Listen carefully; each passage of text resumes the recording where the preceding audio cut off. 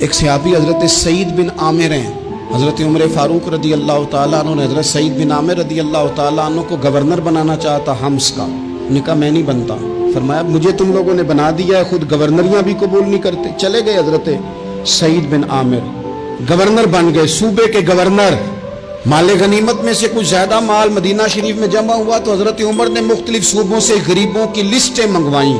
حضرت سعید بن عامر کے صوبے کے کچھ خاص لوگوں کو آپ نے لکھا کہ تمہارے صوبے میں جو غریب ہیں ان کی لسٹیں بھیج دو. تو جب لسٹ آئی تو اس میں پہلا نام حضرت سعید بن عامر کا بھی تھا.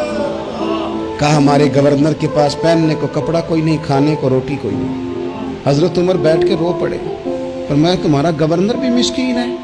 اشرفیوں کی ایک تھیلی بھر کے حضرت عمر نے بھیجی.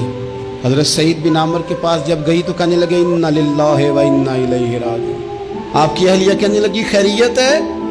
کہیں امیر المومنین حضرت عمر کا وصال تو نہیں ہو گیا؟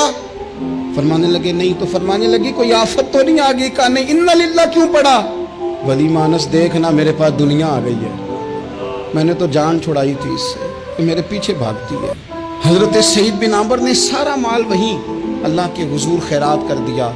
حضرت عمر ایک دفعہ دورے پہ آئے ان کے صوبے میں تو سب لوگوں کو جامع مسجد میں بلایا، حضرت سعید بن عامر کو بھی بلایا. ابن الجوزی لکھتے ہیں کہ حضرت عمر نے فرمایا لوگوں تمہیں اپنے گورنر سے کوئی شکایت تو نہیں؟ تو لوگوں نے کہا 4 شکایتیں. ایک تو ہمارے گورنر صاحب جب شروع میں آئے تھے تو فجر کی نماز کے بعد ہی آ کے لوگوں کے بیچ بیٹھ جاتے تھے.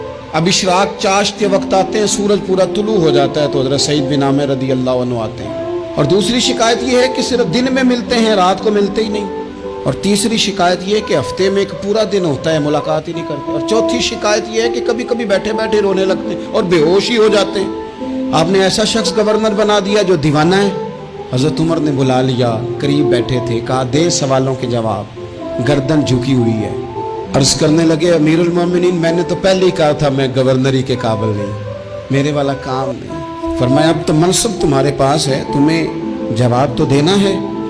حضرت سعید بن عامر کہنے لگے حضور 4 میرے ساتھ مسئلے ہیں. فرمایا کون سے؟ حضرت سعید بن عامر کہنے لگے آپ سوال دہرائیں میں جواب دیتا ہوں. آپ نے فرمایا سعید لوگ کہتے ہیں پہلے تو سویرے آ جاتا تھا، اب تو اشراق چاشت کے وقت آتا ہے. گردن جھکائی، سناٹا چھا گیا محفل پہ. تھوڑی دیر کے بعد سار اٹھایا تو داڑھی پہ آنسو گر رہے تھے. فرمانے لگے حضور میرے گھر میں خادم کوئی نہیں، بیوی بیمار ہو گئی ہے. میں نہ سویرے اٹھتا ہوں، آٹا گوندتا ہوں، روٹیاں پکاتا ہوں، گھر میں جھاڑو دیتا ہوں، باہر آنے میں دیر ہو جاتی. پہلے جواب پر ہی لوگ رونے لگے، آنسو نکلنے لگے. حضرت عمر رضی اللہ تعالیٰ عنہ بھی روئے.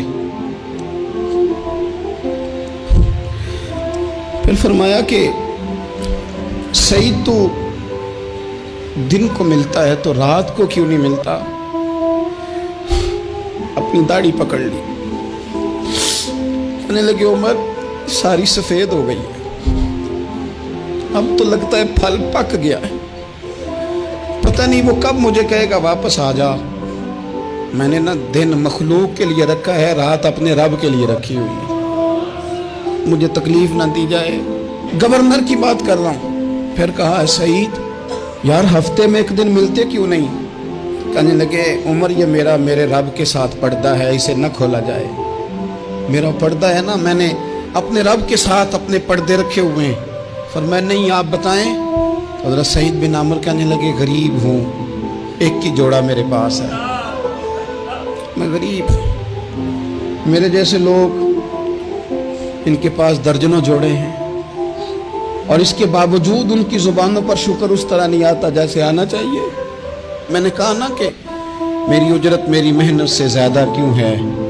میرے محسن تیرے احسان سے ڈر لگتا ہے.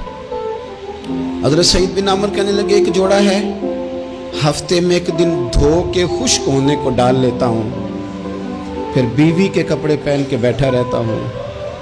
کس طرح گھر سے باہر نکلوں؟ میرا پردہ تھا. میں اپنی غریبیاں لوگوں کے سامنے نہیں رکھنا چاہتا. میں جانوں میرا رب جانے، میں راضی ہوں نا اس کی رضا پہ.